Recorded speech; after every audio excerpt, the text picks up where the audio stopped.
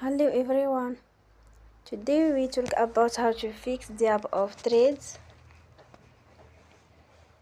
We will go to settings.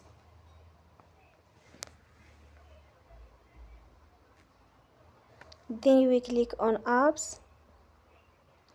After that we search the app Threads and we click. Then we will on force stop. After that we go to storage.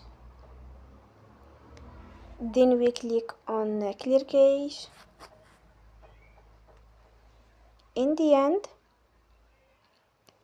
turn your Wi-Fi and you will turn again. Don't forget to support us by like and subscribe. See you next time and thank you for watching.